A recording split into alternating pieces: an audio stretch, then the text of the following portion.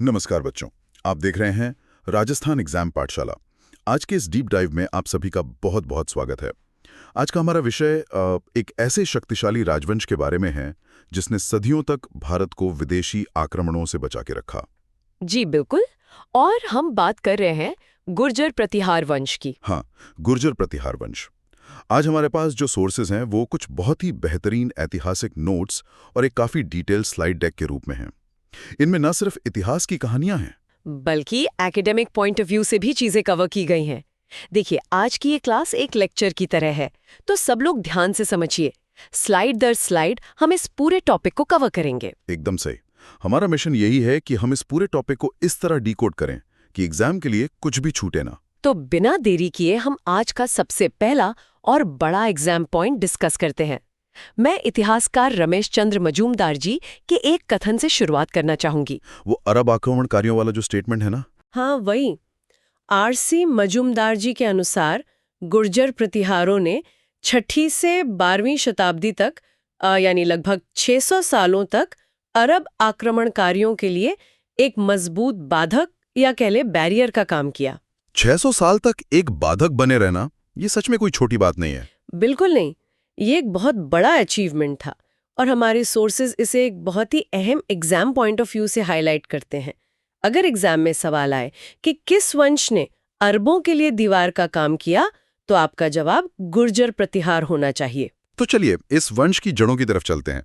सबसे पहले तो ये नाम ही देख लेते हैं। ये गुर्जर प्रतिहार शब्द आखिर आया कहाँ से? ये बहुत ही बेसिक लेकिन इम्पॉर्टेंट सवाल है। स्लाइड की तरफ अगर हम देखें तो गुर्जर शब्द का सीधा संबंध गुर्जरात्रा प्रदेश से माना जाता है। मतलब जो आज का राजस्थान और गुजरात का हिस्सा है। जी, वहीं से ये भौगोलिक पहचान आई। और अगर हम ऐतिहासिक साक्ष्यों की बात करें तो सबसे पहले मैं ग्वालियर प्रशस्ति का जिक्र करूंगी। इसे आप लोग नोट कर लीजिए।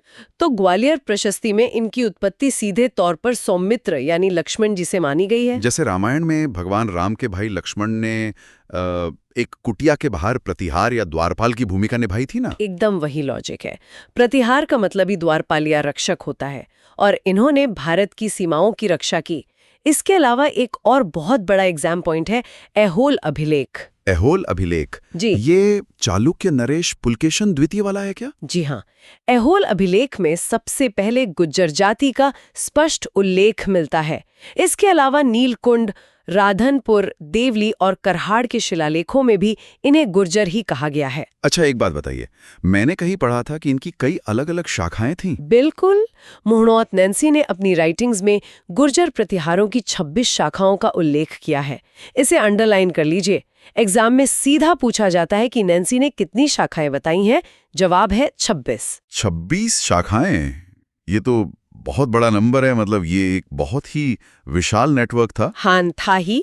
लेकिन इन 26 शाखाओं में जो सबसे प्राचीन और सबसे महत्वपूर्ण शाखा थी वो थी मंडोर की शाखा।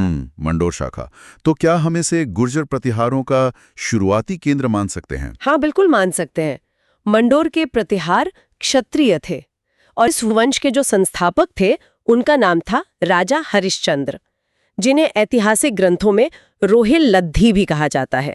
रोहिल लद्दी, ये नाम थोड़ा अलग है। जी, और इनकी राजधानी मंडोर थी। अब इनकी पारिवारिक पृष्ठभूमि से एक बहुत ही ट्रिकी सवाल बनता है एग्जाम में। ध्यान से सुनिएगा। राजा हरिश्चंद्र के 2 पत्नियां थीं, एक ब्राह्मणी और एक क्षत्राणी। और क्षत्राणी पत्नी का नाम भद्रा था। सही। भद्रा के 4 पुत्र हुए, भोगभट्ट, कक, रज्जिल और दद्द।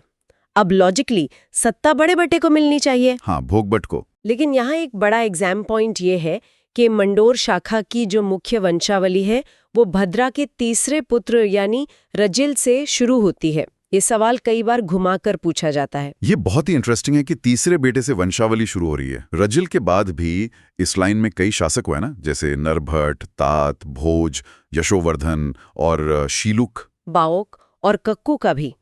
इन सभी ने मंडोर शाखा को आगे बढ़ाया।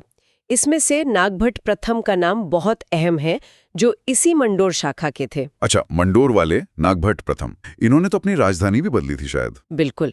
इन्होंने अपनी राजधानी मंडोर से मैदान तक, यानी जिसे आज हम मेड़ता कहते हैं, वहां शिफ्ट कर ली थी। इसी लाइन में आगे चलकर एक और रोचक कहानी है रानी जज्जिका देवी की। जिनके 2 बेटे थे, तात और भोज। हाँ, और इसमें से तात ने अपना राजपाट छोड़कर संन्यास ले लिया था। ये दिखाता है कि इनमें केवल युद्ध की लालसा नहीं थी, बल्कि वैराग्य का भाव भी था। और इसके बाद जब कप्पू का शासन आता है तो एक अलग ही रूप देखने को मिलता है। मतलब वो व्याकरण, ज्योतिष और तर्कशास्त्र के बहुत बड़े विद्वान थे। विद्वान तो थे ही, साथ ही सभी भाषाओं में निपुण थे। लेकिन ऐसा नहीं है कि वो सिर्फ किताबें पढ़ते थे। उन्होंने मुद्दगिरी यानी आज के मुंगेर में गौड़ शासक धर्मपाल को युद्ध में हराया था। ज्ञान और शक्ति दोनों का कॉम्बिनेशन। और इसी शाखा में आगे कक्कुका का नाम आता है। ककुका का नाम आते ही आपको 861 ईस्वी का घटियाला शिलालेख याद आना चाहिए। ये वर्तमान फलौदी क्षेत्र में है। इस शिलालेख से हमें प्रतिहारों की बहुत सटीक जानकारी मिलती है। और इन्होंने वहां जयस्तंभ भी तो लगवाए थे। जी हाँ, घटियाला और मंडोर में विजय स्तंभ स्थापित करवाए थे इन्होंने। तो ये तो हो गई मंडोर शाखा की बात। लेकिन जो असली पावर या कह लें जो सबसे बड़ा विस्तार हुआ वो तो भीनमाल शाखा के साथ हुआ ना। बिल्कुल सही पकड़ा आपने। देखिए, मंडौर से ही जालौर, उज्जैन और कन्नौज के प्रतिहार निकले। भीनमाल, जिसे उस समय श्रीमाल कहा जाता था, वहां सत्ता स्थापित करने वाले शासक भी नागभट्ट प्रथम ही थे। तो ये दूसरे नागभट्ट प्रथम हैं जो भीनमाल शाखा के हैं। हाँ, इन्होंने चावड़ों को हराकर भीनमाल को अपनी राजधानी बनाया और बाद में उज्जैन को।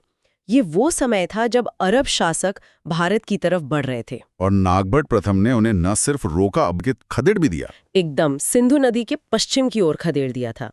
इनका दरबार इतना भव्य था कि उसे नागावलोक दरबार कहा जाता था। और ग्वालियर प्रशस्ति में इन्हें 2 बहुत बड़ी उपाधियां दी गई हैं। एक तो नारायण की उपाधि और दूसरी मलेच्छों का नाशक। जी, मलेच्छों का नाशक, ये एग्जाम के लिए बहुत इंपॉर्टेंट है। विदेशी आक्रमणकारियों को ही मलेच्छ कहा जाता था। इसके बाद आते हैं सम्राट वत्सराज, जिन्हें इस वंश का वास्तविक संस्थापक माना जाता है। बिल्कुल, देवराज के पुत्र वत्सराज। अगर एग्जाम में पूछा जाए कि गुर्जर प्रतिहार वंश का वास्तविक संस्थापक कौन था, तो उत्तर वत्सराज ही होगा। इन्होंने केवल युद्ध नहीं किए, बल्कि साहित्य और कला को भी बहुत बढ़ावा दिया। जैसे राजस्थान के ओसिया में भगवान महावीर स्वामी का जो मंदिर है वो इन्हीं के काल में बना था। जी, और साहित्यिक उपलब्धियां की बात करें तो उद्योतन सूरी ने अपना प्रसिद्ध ग्रंथ कुवलेमाला इसी दौर में लिखा था, जिसमें वत्सराज को रणहस्तिन कहा गया है। मतलब युद्ध के मैदान में एक बेकाबू हाथी की तरह। सही बात है। और जीनसेन सूरी का हरिवंश पुराण भी इसी समय लिखा गया था। तो ये इनका एक बहुत ही सुनहरा दौर था। लेकिन वत्सराज का नाम इतिहास में एक बहुत बड़े और लंबे युद्ध के लिए भी जाना जाता है। आप त्रिपक्षीय संघर्ष की बात कर रही हैं, जो कन्नौज को लेकर हुआ था। हाँ, वही, एक ऐसा युद्ध जो लगभग 100 सालों तक चला। कन्नौज उस समय उत्तर भारत का सबसे बड़ा राजनीतिक और व्यापारिक केंद्र था। और इस 100 साल के युद्ध में 3 बड़ी ताकतें शामिल थीं। एक तरफ बंगाल का पाल वंश था, दक्षिण में राष्ट्रकूट थे, बिल्कुल, और तीसरी तरफ अपने गुर्जर प्रतिहार। बिल्कुल। और इस संघर्ष की शुरुआत वत्सराज ने ही की थी। उन्होंने पाल नरेश धर्मपाल और कन्नौज के शासक इंद्रायुध को हराकर कन्नौज पर अधिकार कर लिया था। लेकिन ये जीत ज्यादा समय तक टिक नहीं पाई। हाँ, क्योंकि दक्षिण से राष्ट्रकूट शासक ध्रुव ने आकर वत्सराज को हरा दिया। ये एक बहुत बड़ा सेटबैक था। और आपको पता है ध्रुव ने इस जीत के बाद क्या किया? शायद उसने गंगा और यमुना के चिन्हों को अपने राज चिन्ह में शामिल कर लिया था। एकदम सही, गंगा यमुना के चिन्हों को अपने कुल चिन्ह में शामिल कर लिया। लेकिन इसके बाद जब नागभट्ट द्वितीय का शासन आता है तो गुर्जर प्रतिहार फिर से वापसी करते हैं। नागभट्ट द्वितीय ने तो कन्नौज को अपनी परमानेंट राजधानी ही बना लिया था, चक्रायुध को हराकर। जी हाँ, और इनकी इस वापसी और ताकत का अंदाजा बुचकुला अभिलेख से लगता है। मुंगेर के युद्ध में बंगाल के पाल शासक धर्मपाल को हराने के बाद इन्होंने बहुत बड़ी उपाधि धारण की थी, परम भट्टारक महाराजाधिराज परमेश्वर। बिल्कुल, परम भट्टारक महाराजाधिराज परमेश्वर, इसे नोट कर लीजिए। और इनके वंशज ही आगे चलकर मुख्य रूप से गुर्जर प्रतिहार कहलाने लगे। अब हम इस वंश के सबसे प्रतापी और स्वर्ण युग के शासक पर आते हैं, मिहिर भोज प्रथम, जिनका शासनकाल 836 से 885 ईस्वी तक रहा। लेकिन इनकी शुरुआत काफी विवादित रही थी। इतिहास में इन्हें पितृहंता कहा जाता है, क्योंकि इन्होंने सत्ता के लिए अपने पिता रामभद्र की हत्या कर दी थी। ये पॉइंट एग्जाम में अक्सर पूछा जाता है। कि प्रतिहारों में पितृहंता कौन था। लेकिन राजा बनने के बाद मिहिर भोज ने जिस तरह से साम्राज्य को संभाला वो वाकई हैरान करने वाला है। बिल्कुल। उन्होंने बंगाल के देवपाल और राष्ट्रकूट नरेश, ध्रुव और कृष्ण द्वितीय को युद्ध में हराया। इनके समय में ही मशहूर अरब यात्री सुलेमान भारत आया था। सुलेमान का विवरण बहुत मायने रखता है।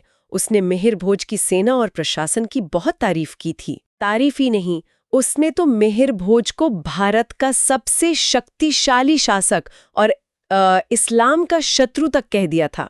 ये एक विदेशी का स्टेटमेंट है जो इनकी ताकत को साबित करता है। और मिहिर भोज की उपाधियां भी बहुत फेमस है।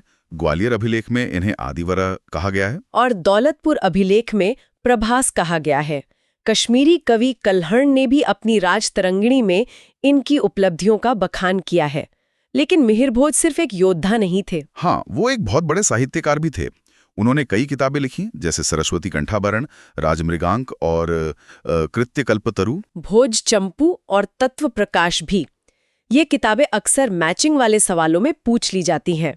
इसके बाद जब महेंद्रपाल प्रथम का दौर आता है तो साहित्य अपने चरम पर पहुंच जाता है। क्योंकि उनके दरबार में राजशेखर थे, जो उनके गुरु भी थे और राजकवि भी। राजशेखर की रचनाएं तो एग्जामिनर्स की फेवरेट हैं। आप सब इनकी किताबों की लिस्ट बना लीजिए। कर्पूर मंजरी, काव्य मीमांसा, बाल रामायण, बाल भारत, हरिविलास और भुवन कोश। ये लिस्ट तो सच में बहुत इंपॉर्टेंट है। जी। और अगर हम इनके प्रशासन की बात करें तो पूरा साम्राज्य प्रांतों में बटा हुआ था और इन प्रांतों के जो उच्च अधिकारी होते थे उन्हें राजपुरुष कहा जाता था। इसी समय अलवर के राजौरगढ़ में भी प्रतिहारों की एक महत्वपूर्ण शाखा थी, जिसके शासक मथन देव थे। बिल्कुल। और प्रशासन और भौगोलिक स्थिति को समझने के लिए हम एक बार फिर विदेशी यात्रियों का रुख करते हैं। हर्षवर्धन के समय 630 ईस्वी में चीनी यात्री ह्वेनसांग आया था, जिसे यात्रियों का राजकुमार कहा जाता है। उसने अपनी किताब सीयूकी में गुर्जर राज्य के लिए कुचिलो शब्द का इस्तेमाल किया था। हाँ, कुचिलो। और राजधानी भीनमाल को उसने पीलोमोलो कहा था। ये टर्म्स एग्जाम में सीधे आते हैं कि पीलोमोलो किस शहर के लिए इस्तेमाल हुआ था। तो जवाब है भीनमाल। लेकिन कहते हैं ना कि हर सफर का एक अंत होता है। इतनी बड़ी शक्ति का पतन कैसे शुरू हुआ? देखिए, ऐसा नहीं है कि वो कभी हारे नहीं। शुरुआत में प्रभाकर वर्धन ने और बाद में हर्षवर्धन ने भी उन्हें हराया था और भीनमाल छीन लिया था, लेकिन वो हमेशा उठ खड़े हुए। लेकिन महमूद गजनवी के हमलों ने इस पूरी नींव को हिलाकर रख दिया। जी। 1018 ईस्वी में गजनवी ने जब हमला किया तो तत्कालीन शासक राज्यपाल बुरी तरह हार गए।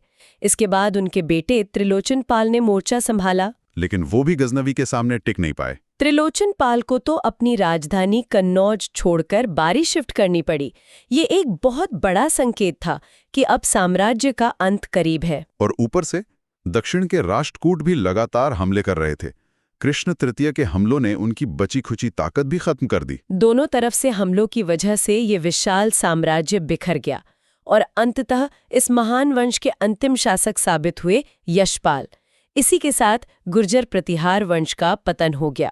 एक ऐसा वंश जो एक छोटे से गुर्जरातरा प्रदेश से शुरू हुआ, जिसने 26 शाखाओं में खुद को फैलाया और अरबों के इतने बड़े हमलों को पश्चिमी सीमा पर ही रोक कर रखा। और सिर्फ युद्ध ही नहीं, उन्होंने ओसिया के मंदिरों का निर्माण करवाया, राजशेखर जैसे विद्वानों को संरक्षण दिया। ये सब एक बहुत बड़ी लेगेसी है। आज की इस पूरी चर्चा के बाद एक बहुत ही गहरा सवाल जहन में आता है। बिल्कुल आता है। जरा सोचकर देखिए, अगर गुर्जर प्रतिहारों ने उन शुरुआती 600 सालों तक अरब आक्रमणकारियों को सीमा पर ही नहीं रोका होता तो क्या होता? शायद भारत का इतिहास आज कुछ और ही होता। क्या हमारी भाषाएं, हमारा साहित्य या राजशेखर की ये रचनाएं आज वैसी ही मौजूद होती जैसी हम पढ़ते हैं? एक मजबूत द्वारपाल के बिना किसी भी सभ्यता का क्या भविष्य होता है? ये एक ऐसा सवाल है जो इतिहास को एक नए नजरिए से देखने पर मजबूर कर देता है। आप सभी स्टूडेंट्स इस पर जरूर विचार कीजिएगा। सच में ये सोचने पर मजबूर करने वाला विषय है। चलिए, आज की हमारी ये क्लास यहीं समाप्त होती है। अगर आपको ये क्लास पसंद आई हो और आपके कॉन्सेप्ट्स क्लियर हुए हों तो चैनल राजस्थान एग्जाम पाठशाला को सब्सक्राइब जरूर करिए। मिलते हैं अगले डीप डाइव में एक नए और इम्पॉर्टेंट टॉपिक के साथ। तब तक के लिए अच्छे से पढ़ाई करते रहिए।